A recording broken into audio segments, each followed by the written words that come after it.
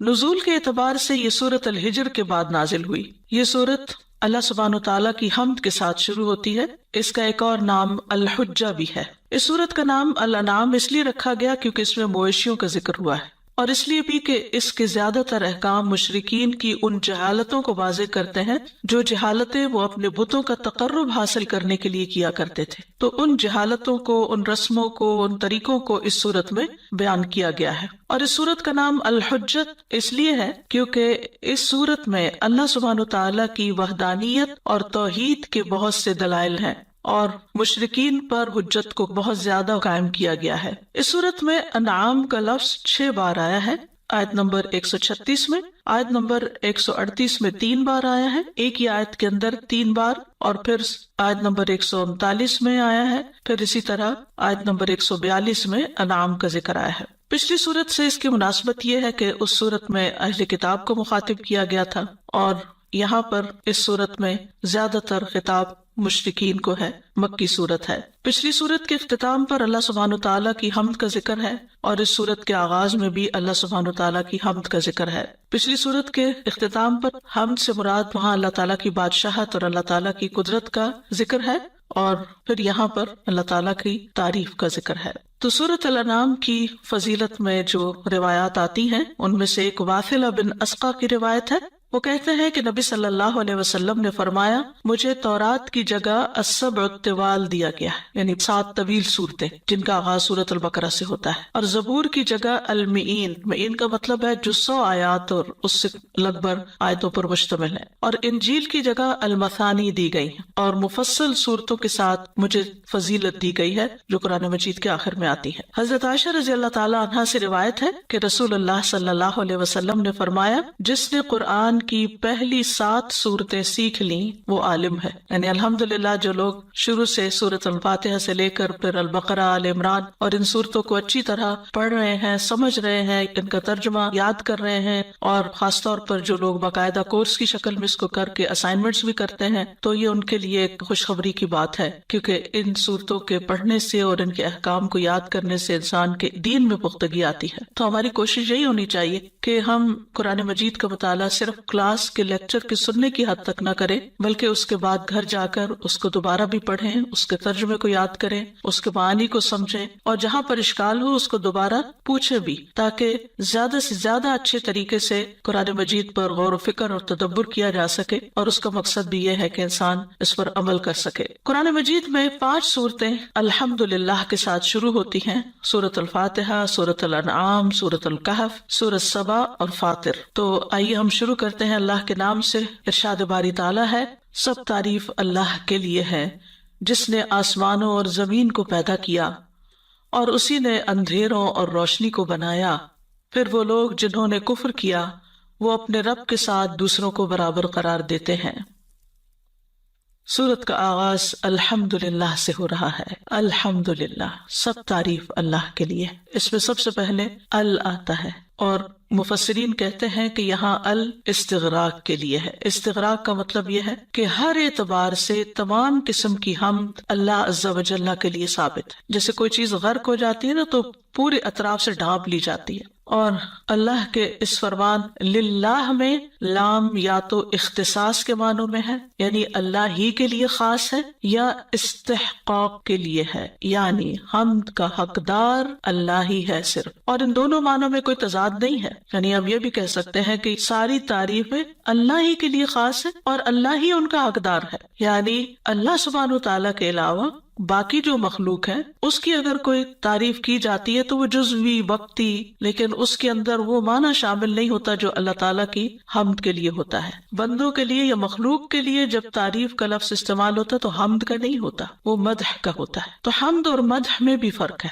حمد جو ہے اس میں محبت اور تعظیم پائی جاتی ہے، یعنی کسی کی تعریف، مراد اللہ سبحانہ تعالیٰ ہی ہے، یعنی اللہ سبحانہ تعالیٰ کی تعریف کمال صفات کے ساتھ محبت اور تعظیم رکھتے ہوئے، یعنی ہم اللہ تعالیٰ کی تعریف کرتے ہیں اس کی ساری اچھی صفات کے کمال کے ساتھ کہ وہ ہر صفت میں کامل ہے، اور ہم اس تعریف میں محبت اور تعظیم دونوں رکھتے ہیں۔ یعنی حمد میں بنیادی طور پر تعریف کے اندر محبت اور تعظیم دونوں چیزیں شامل ہوتی ہیں، لیکن مدح میں یہ نہیں ہوتی۔ مدح میں جب کسی چیز کی تعریف کی جاتی ہے تو ضروری نہیں کہ آپ کو اس چیز سے کوئی محبت بھی ہو یا آپ کے دل میں اس کی کوئی بڑائی بھی ہو۔ مثلاً اگر آپ اس ٹیبل کی تعریف کرتے ہیں کہ بہت اچھا ہے، اس کا رنگ اچھا ہے، اس کا سائز اچھا ہے، جس مٹیریل سے بنا ہوا وہ اچھا ہے۔ کئی دفعہ انسان کسی بھی چیز کی تعریف کرتا ہے، کوئی اچھی چیز آپ دیکھتے ہیں، کوئی پھول دیکھتے ہیں، کوئی درخت دیکھتے ہیں، تو ان ساری چیزوں میں انسان تعریف تو کرتا ہے اس کی خوبی کی بنا پر، لیکن اس میں محبت شامل نہیں ہوتی یا تعظیم نہیں ہوتی۔ ویسے ہی تعریف ہوتی ہے کہ کوئی چیز اچھی لگ رہی ہے، لیکن حمد کے لیے ضروری ہے، حمد کے لیے کیا ضروری ہے کہ اس میں محبت بھی پائی جائے اور تعظیم بھی پائی جائے۔ اگر ہم زبان سے خالی کہتے رہتے ہیں سب تعریف اللہ کے لیے ہے، لیکن نہ دل میں محبت ہے اور نہ ہی اللہ کی عظمت کا احساس ہے، تو یہ ادھوری تعریف ہے۔ تو آپ دیکھیے کہ عربی زبان کے اندر ایک گہرائی بھی ہے، وسعت ہے، فصاحت و بلاغت ہے کہ تعریف کے لیے دونوں لفظ جن کے روٹ ورڈز ایک ہی جیسے ہیں، ہا میم دال، اور وہاں میم دال ہا آگے پیچھے حرف ہو گئے ہیں، لیکن دونوں کے ایک جیسے حروف ہونے کے باوجود حروف کی ترتیب مختلف ہے اور ترتیب کے مختلف ہونے سے معنی بھی مختلف ہو گئے ہیں، اور ان دونوں میں جو نسبت ہے وہ عموم اور خصوص کے اعتبار سے بھی ہے۔ یعنی ہر حمد مدح کہلاتی ہے، لیکن ہر مدح حمد نہیں ہوتی، یعنی ہر تعریف حمد نہیں کہلاتی، لیکن ہر حمد جو ہے اس کے اندر مدح پائی جاتی ہے۔ بعض اوقات لوگ بادشاہوں کی مدح کرتے ہیں تو ضروری نہیں کہ ان کے دل میں ان کی عزت بھی ہو یا ان کی محبت بھی ہو، بعض اوقات ان سے کوئی فائدہ اٹھانے کے لیے ان کی خوشامد کر دیتے ہیں۔ پھر اسی طرح یہ ہے کہ حمد ان کاموں پر ہوتی ہے، یعنی کسی کی جب حمد کی جاتی ہے تو ان کاموں پر جو اس کے اختیاری افعال ہوتے ہیں، یعنی خود اس نے اپنے اختیار سے کیے ہوتے ہیں، اور مدح جو ہے وہ صرف اوصاف پر ہوتی ہے۔ مثلاً ایک پھول کی آپ تعریف کر رہے ہیں تو اس میں اس کا اپنا کوئی اختیار نہیں، اس کو بس ایسے بنا دیا گیا۔ ایک انسان کی شکل و صورت کی آپ تعریف کر رہے ہیں، اس کے کپڑوں کی تعریف کر رہے ہیں، تو وہ شکل و صورت اس کے اپنے اختیار میں نہیں تھی، اللہ نے وہ بنا دی۔ لیکن اللہ سبحانہ و تعالیٰ کی جب ہم تعریف کرتے ہیں تو اس کے جتنے بھی اوصاف ہیں، افعال ہیں، وہ اختیاری ہیں، یعنی اللہ سبحانہ و تعالیٰ نے جو کچھ کیا اپنی قدرت اور علم کی بنا پر کیا۔ تو اللہ سبحانہ و تعالیٰ نے اپنی تعریف کیوں کی ہے؟ یہاں پر کیوں آیا کہ الحمدللہ؟ اس لیے کہ بندوں کو تعلیم دی جائے، بندوں کو سکھانے کے لیے اللہ تعالیٰ نے ہمیں یہ لفظ سکھائے ہیں اور اپنی ذات کی تعریف فرمائی ہے۔ الحمدللہ الذی خلق، یعنی سب تعریف اللہ سبحانہ و تعالیٰ کے لیے ہے جس نے پیدا کیا، خلق یعنی ایجاد کیا، پہلے نہیں تھا۔ کیا؟ السماوات والارض، آسمانوں اور زمین کو، یعنی ویسے تو ہر چیز اللہ تعالیٰ کی بنائی ہوئی ہے، لیکن یہاں آسمانوں اور زمین کا ذکر کیوں ہے؟ جیسے سورۃ الفاتحہ میں رب العالمین کا ذکر ہے، عالمین، کیونکہ جب ہم آسمانوں اور زمین کا ذکر کر دیتے ہیں تو اس میں ساری چیزیں شامل ہو جاتی ہیں جو مخلوقات میں سے ہمیں نظر آتی ہیں، یعنی جو کچھ بھی تم دیکھتے ہو، تم جس چیز سے بھی فائدہ اٹھاتے ہو، وہ ساری کی ساری بڑی چیزیں ہوں یا چھوٹی، ان کا پیدا کرنے والا اللہ ہی ہے۔ گویا جس زمین پر تم بیٹھے ہو اور جس آسمان کی چھت کو تم دیکھتے ہو، یہ سب اسی کا ہے، اس لیے سب تعریف اسی کی جس نے ان سب کو بنایا۔ خلق السماوات والارض، اور کیا بنایا؟ وجعل الظلمات والنور، اور اندھیروں اور روشنی کو بنایا۔ جعل، وہاں خلق کا لفظ ہے، یہاں جعل کا لفظ ہے، دونوں میں فرق کیا ہے؟ خلق اور جعل بعض اوقات ایک ہی معنی میں استعمال ہوتے ہیں، جعل کا مطلب بھی خلق ہوتا ہے۔ جیسے ہم دیکھتے ہیں کہ انسان کی تخلیق کا جہاں ذکر ہے تو سورۃ النساء میں آتا ہے خلقکم من نفس واحدۃ وخلق منها زوجہا، سورۃ الاعراف میں آتا ہے خلقکم من نفس واحدۃ وجعل منها زوجہا، تو وہاں جعل خلق کے معنوں میں ہی ہے، ایک دفعہ خلق فرمایا، ایک دفعہ جعل، لیکن ان میں بہرحال کچھ نہ کچھ فرق ہے۔ زمخشری کہتے ہیں کہ جب کلمہ جعل قرآن میں آتا ہے تو اس کا ایک مفعول ہوتا ہے اور یہ متعدی ہوتا ہے، یا پھر اس کے دو مفعول ہوتے ہیں۔ جب ایک مفعول آئے تو وہ خلق کے معنوں میں استعمال ہوتا ہے، اور جب دو مفعول آئے تو وہ تحویل کے معنوں میں استعمال ہوتا ہے، یعنی ایک چیز کا دوسری چیز کی طرف پھر جانا۔ اور ظلمات جو ہے یہ ظلمت کی جمع ہے، جس کا معنی ہوتا ہے روشنی کا نہ ہونا، روشنی کا نہ ہونا۔ اور ظلمات اور نور کے تین معنی کیے گئے ہیں، یعنی اس سے مراد کیا ہے؟ ایک تو دن اور رات کا اندھیرا ہے، بہت آبویس ہے، رات اندھیری ہے، دن کو روشن بنایا اللہ نے، اور ظلمات سے مراد کفر اور نور سے مراد ایمان بھی لیا گیا ہے۔ پھر اسی طرح قتادہ کہتے ہیں کہ اللہ نے نور سے پہلے اندھیروں کا ذکر کیا ہے، کیونکہ اللہ نے اندھیروں کو نور سے پہلے پیدا کیا، اور ظلمات زیادہ ہیں اور نور ایک ہے، اس کو مفرد بیان کیا گیا کیونکہ اندھیرے زیادہ اور عام ہوتے ہیں اور نور ایک ہی ہوتا ہے۔ جتنے بھی اندھیرے ہوں ان کو ایک نور مٹانے کے لیے کافی ہوتا ہے۔ تو اللہ سبحانہ و تعالیٰ نے جو اندھیرے اور نور پیدا کیے، تو اس سے مراد کیا ہے؟ رسول اللہ صلی اللہ علیہ وسلم نے فرمایا، بے شک اللہ عز و جل نے اپنی مخلوق کو اندھیرے میں پیدا کیا، پھر اسی دن ان پر نور ڈالا، جس پر وہ نور پڑ گیا وہ ہدایت پا گیا، اور جس پر وہ نور نہ پڑا وہ گمراہ ہو گیا۔ عمرو بن عاص کہتے ہیں، اسی وجہ سے میں کہتا ہوں کہ اللہ عز و جل کے علم کے مطابق قلم خشک ہو چکے ہیں، یعنی جو بندوں کی اس نے تقدیر بنائی، اور یہ اس کی حکمت ہے کہ اس نے کس کو نور سے نوازا اور کس کو نہیں۔ پھر اسی طرح بعض اور لوگوں نے بھی نور اور ظلمات کے معنی بیان کیے ہیں۔ وہ کہتے ہیں ظلمات سے مراد جسم ہے اور نور سے مراد روح ہے، یعنی جسم جو ہے وہ اندھیرے میں ہے، یعنی اندر خاص طور پر انسان کے اندھیرا ہی اندھیرا ہے، اس کا اسٹمک ہو، اس کا ہارٹ ہو، سارے اعضاء اندر کے جو ہے یعنی اسکن کے نیچے سب کچھ اندھیرے میں ہی ہے، لیکن روح جو ہے وہ نورانی چیز ہے۔ پھر اسی طرح ایک معنی یہ بھی کیا گیا کہ ظلمات سے مراد جسموں کے اعمال ہیں اور نور سے مراد دلوں کی مخفی باتیں ہیں۔ تیسرا معنی یہ کیا گیا کہ ظلمات سے مراد جہالت اور نور سے مراد علم ہے۔ تو ظلمات اور نور کے لیے خلق کی بجائے جعل کا لفظ لایا گیا ہے، یعنی جعل الظلمات والنور۔ تو ایسا کیوں کیا گیا ہے؟ اس کی ایک وجہ یہ بتائی گئی کہ ایک ہی معنی کے لیے مختلف الفاظ اختیار کرنا یہ بلاغت کی علامت ہوتی ہے، یعنی کلام کی خوبصورتی کے لیے ریپیٹیشن نہیں کی گئی بلکہ الگ الگ لفظ لائے گئے۔ دوسری بات یہ ہے کہ اندھیرے اور نور ظاہری بھی ہیں، یعنی ہماری آنکھیں دیکھتی ہیں ان دونوں کو، اور حسی بھی، اس لیے یعنی محسوس بھی کرتے ہیں ہم، تو اس لیے خلق کے بجائے جعل کا لفظ آیا ہے۔ پھر اسی طرح یہ ہے کہ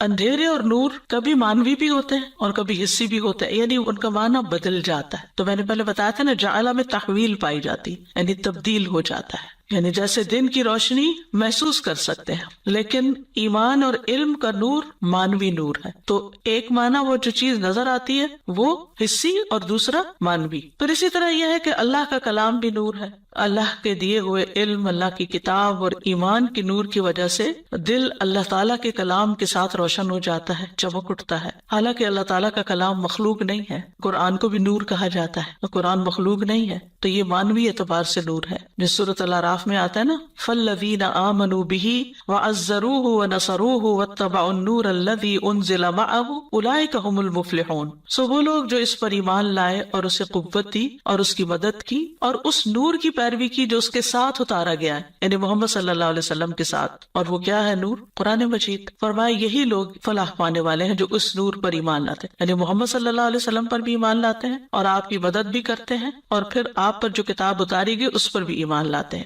سورۃ التغابن میں آتا فآمنوا باللہ ورسولہ والنور الذی انزلنا، سو تم اللہ اور اس کے رسول اور اس نور پر ایمان لاؤ جو ہم نے نازل کیا ہے، یعنی قرآن۔ پھر یہ کہ اللہ سبحانہ وتعالیٰ مومنوں کو اندھیروں سے روشنی کی طرف لاتا ہے۔ اللہ ولی الذین آمنوا یخرجہم من الظلمات الی النور، اور یہ اندھیرے اور نور بھی کون سے ہیں؟ مانوی، یعنی گمراہی سے ہدایت کی طرف، کفر سے ایمان کی طرف، جہالت سے علم کی طرف۔ اور اندھیروں اور روشنی میں رہنے والے برابر نہیں ہے، اندھیرا اندھیرا ہے اور روشنی روشنی ہے۔ سورۃ الانعام میں ہی آتا ہے اومن کان میتا فأحییناہ وجعلنا لہ نورا یمشی بہ فی الناس کمن مثلہ فی الظلمات لیس بخارج منہا کذالک زین للکافرین ما کانوا یعملون۔ اور کیا وہ شخص جو مردہ تھا پھر ہم نے اسے زندہ کر دیا، یعنی ایمان بخشا، علم بخشا، اور اس کے لیے ایسی روشنی بنا دی، یعنی ہدایت دی، اس کو علم دیا جس کی مدد سے وہ لوگوں میں چلتا پھرتا ہے،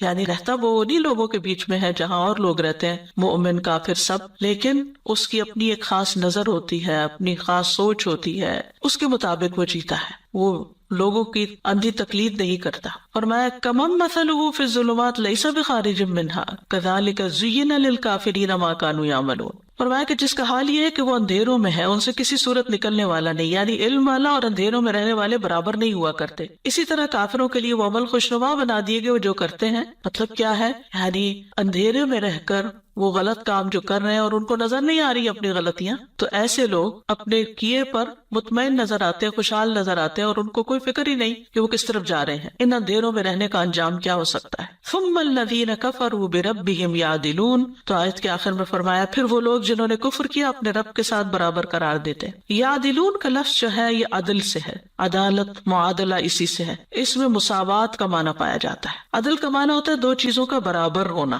بربہم یعدلون کے دو مطلب بیان کیے جاتے ہیں، ایک ہے بربہم ینحرفون، یعنی اپنے رب سے منحرف ہوتے ہیں، اور دوسرا یہ ہے کہ وہ اوروں کو اپنے رب کے برابر قرار دیتے ہیں۔ خلاصہ یہ ہے کہ کیسے ہیں یہ لوگ جو اللہ تعالیٰ کی نشانیوں کو دن رات دیکھتے ہیں، اندھیرا دیکھتے ہیں، روشنی دیکھتے ہیں، آسمان دیکھتے ہیں، زمین دیکھتے ہیں، لیکن اس کے باوجود پھر بھی وہ مخلوق میں کسی کو، کسی بت کو، کسی انسان کو، کسی مردے کو رب کے برابر قرار دے دیتے ہیں۔ یہ کتنی حیرت کی بات ہے۔ اور بہت سے لوگ تو پیدا کرنے والے کا ہی انکار کر دیتے ہیں۔ تو اللہ سبحانہ تعالیٰ کی تعریف بیان کی جا رہی ہے اس بنا پر کہ جس نے یہ سب کچھ پیدا کیا، جس نے یہ سب کچھ بنایا، اگر یہ سب چیزیں انسان کو نظر آتی ہیں، درخت ہیں، پتھر ہیں، چاند ہیں، ستارے ہیں، آسمان کی چیزیں، زمین کی چیزیں، تو ان کو پیدا کرنے والا ان کو نظر کیوں نہیں آتا؟ اس کے وجود کو محسوس کیوں نہیں کرتے؟ اور پھر ان چیزوں کو دیکھ کر انہیں سمجھ کیوں نہیں آتی کہ ان کا بنانے والا ان سے بھی بڑا ہے؟ پھر وہ چھوٹی چھوٹی چیزوں کے آگے اپنا سر کیوں ٹیک دیتے ہیں؟ ایسا کیوں ہے؟ کیونکہ وہ اندھیروں میں ہیں، ان کی عقل کام نہیں کر رہی، ان کو کچھ نظر نہیں آ رہا۔ اتنے کھلے اور واضح دلائل ہونے کے باوجود، جب دن کی روشنی ہوتی ہے ہر چیز نمایاں ہو جاتی، ہر چیز واضح ہو جاتی، اتنا کچھ ہونے کے باوجود پھر ان کو نظر نہیں آتا کہ یہ سب کچھ کیسے بن گیا اور کس نے بنایا اور کون ہے وہ۔ لیکن جو ایمان لے آتے ہیں، جو اپنے رب کو پہچان لیتے ہیں، وہ ان چیزوں کو بظاہر دیکھتے بھی ہیں، لیکن وہ ان تمام مخلوقات سے اپنے رب تک پہنچتے ہیں، ان کو ایک خاص آنکھ سے دیکھتے ہیں۔ ان کے دل کا نور، ان کے ایمان کا نور جو ہے وہ ان ساری چیزوں کو رب کی مخلوق کے طور پر دیکھتا ہے، نشانیوں کے طور پر دیکھتا ہے۔ وہ ان کو کسی بھی صورت رب کے برابر قرار نہیں دیتا، نہ سورج کو، نہ چاند کو، نہ ستارے کو، جیسے ابراہیم علیہ السلام نے کیا، اور نہ ہی کسی اور چیز کو، نہ کسی پتھر کے بت کو۔ یہ اللہ سبحانہ وتعالیٰ کا خاص احسان ہے کہ اس نے ہمیں ہدایت بخشی۔ اور یہاں مشرکین مکہ کو اول خطاب ہے اور اس کے بعد سب انسانوں کو۔ آپ جانتے ہیں کہ مشرکین مکہ اس بات کو مانتے تھے کہ زمین و آسمان کا خالق اللہ ہے، وہی رات اور دن نکالتا ہے، اسی نے سورج چاند ستارے بنائے ہیں۔ وہ کبھی یہ نہیں کہتے تھے کہ یہ چیزیں لات ہبل یا منات نے بنائی ہیں۔ تو ان کو خطاب کر کے فرمایا جا رہا ہے کہ جب تم خود یہ مانتے ہو کہ یہ سب کچھ اللہ تعالیٰ نے بنایا ہے اور دن کو رات اور رات کو دن میں وہی بدلتا ہے، تو پھر تم کسی اور کے آگے جا کے سجدہ کیوں کرتے ہو؟ ان کے آگے نظر نیاز کیوں چڑھاتے ہو؟ اپنی قربانیاں وہاں جا کے کیوں کرتے ہو؟ ان سے کیوں دعائیں مانگتے ہو؟ ان کے سامنے اپنی حاجتیں کیوں پیش کرتے ہو؟ جب سب کچھ کرنے والا وہ ہے تو پھر تمہاری عبادت کا مستحق بھی وہی ہے۔ تو جو شخص اللہ کو خالق مانتا ہے اسے چاہیے کہ پھر وہ اللہ کی حمد و ثنا بھی کرے، اللہ کی تعریف بھی کرے، اللہ کی عبادت بھی کرے۔ حمد میں پہلا درجہ یہ ہوتا ہے کہ انسان خالق کی کوئی بھی نشانی جب دیکھے، اپنے رب کی کوئی بھی نشانی دیکھے تو اس کا دل رب کی عظمت سے بھر جائے۔ اب دیکھیے کہ ایک وہ نشانیاں ہیں جو ہم اپنی نیکڈ آئی سے دیکھتے رہتے ہیں، سورج نکلتا ہے، روز نکلتا ہے، وہ ہمارے لیے پھر نشانی بھی نہیں رہتی۔ کبھی کبھی چاند دیکھتے ہیں، فل مون دیکھتے ہیں، تھوڑا سا اٹریکٹ ہوتے ہیں، اگلے دن وہ چھوٹا ہو جاتا ہے، پھر کم ہو جاتا ہے، پھر غائب ہو جاتا ہے، پھر توجہ ہی ہٹ جاتی ہے۔ لیکن اس وقت جتنے علمی انکشافات ہو چکے ہیں اور سائنس جس طرح ترقی کر رہی ہے اور جو کچھ آسمانوں میں وہ دیکھ رہے ہیں، وہ کہتے ہیں کہ صرف ہماری کہکشاں صرف ایک ہی ہے، اور اس جیسی ملینز آف ملینز کہکشائیں جن کا احاطہ بھی نہیں کیا جا سکتا۔ صرف ہماری کہکشاں کے ستارے اگر گننے لگے تو ہماری گنتی ختم ہو جائے، لیکن ستارے ختم نہ ہو، یعنی ہمارا رب اتنا بڑا خالق ہے۔ پھر اسی طرح وہ کہتے ہیں کہ ہماری کہکشاں میں ہی صرف ہماری جو ملکی وے گیلیکسی ہے اس کے اندر زمین جیسے سیارے کم از کم 6 ارب کی تعداد میں ہیں، صرف اس ملکی وے میں، اور یہ ان ملینز آف ملینز کے اندر سے ایک ملکی وے، اور اس ایک ملکی وے کے اندر ہماری زمین جیسے سیارے، اور ہماری زمین جیسے سے مراد کیا ہے؟ ایسا سیارہ جس کا نظام شمسی جیسا نظام ہو، جیسے ہمارا سولر سسٹم ہے، اس نظام میں چند اور سیارے ہوں جو اپنے اپنے مدار میں اس نظام کے سورج کے گرد گردش کرتے ہوں۔ ہماری زمین جیسے سیارے کا سورج سے تقریباً اتنا ہی فاصلہ ہو جتنا ہماری زمین کا، اور سیارے کا قطر بھی یعنی اس کا سائز بھی ہماری زمین کے قریب ہو اور اس سیارے میں چٹانیں بھی اور میدان بھی ہوں. یعنی جیسی ہماری زمین ہے اپنی ساخت کے اعتبار سے، ضروری نہیں کہ وہاں لائق ہو، ساخت کے اعتبار سے، سائز میں اور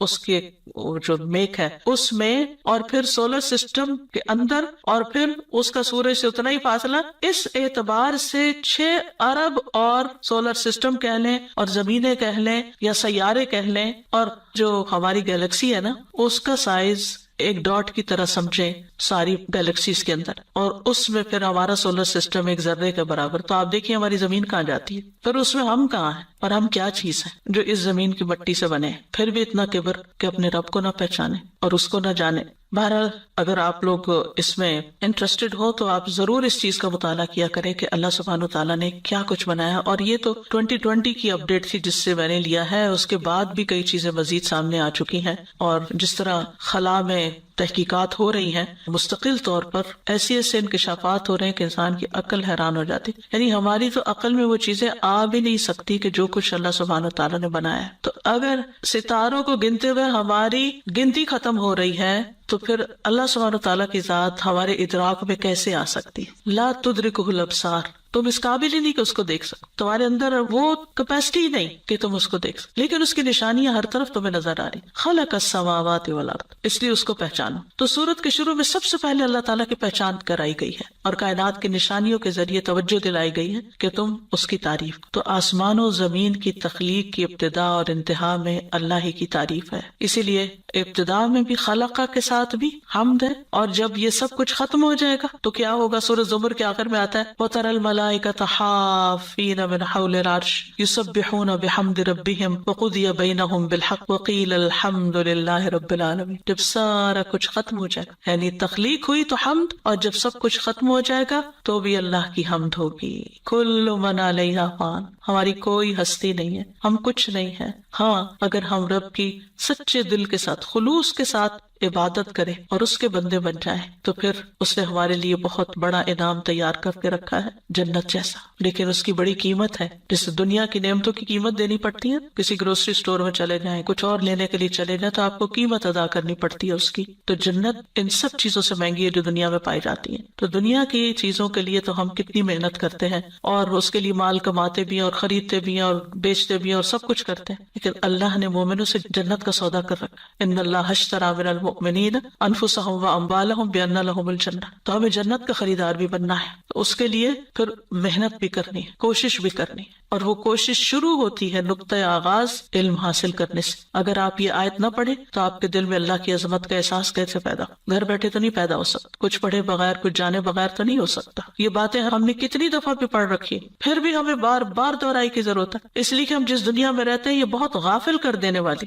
ہم صرف مادی چیزوں کو دیکھتے رہتے ہیں اور انہی میں کھو جاتے ہیں. تو یاد رکھیے جو کچھ بھی اللہ نے پیدا کیا ہے تو پہلا نقطہ کیا ہے کہ ہمارے دل میں اس کا احساس پیدا ہو. اللہ اکبر، بے اختیار نکلے اللہ اکبر، یہ اللہ نے بنایا ہے، اتنا کچھ بنایا ہے، ایسا ایسا بنایا ہے، اور ہمارا دل محبت سے بھر جائے اور اس کی عظمت سے بھر جائے. یہ حمد ہے. پھر یہ کہ ہماری زبان بولنا شروع کر دے اس کی تعریف میں. ہم لوگوں کی تعریف کرتے ہوئے، چیزوں کی تعریف کرتے ہوئے، اپنی تعریف کرتے ہوئے نہیں تھکتے، لیکن اللہ کی تعریف کتنی کرتے ہیں، کیا بولتے ہیں، کتنا بولتے ہیں، کتنی تسبیح کرتے ہیں، کتنا ذکر کرتے ہیں. اور وہ ذکر بھی کرتے ہیں تو صرف زبانی گردش کرتے رہتے ہیں، دھیان کہیں اور ہی ہوتا ہے. تو یہ اگلا درجہ ہے. پہلا درجہ ہے محبت اور تعظیم کا، اگلا درجہ اس محبت کا اظہار زبان سے کرنا، اور تیسرا درجہ کیا ہے کہ ہم اس کے اظہار کے لیے پھر اپنے قدم اٹھا کے نیکی کے کام کی طرف بڑھیں.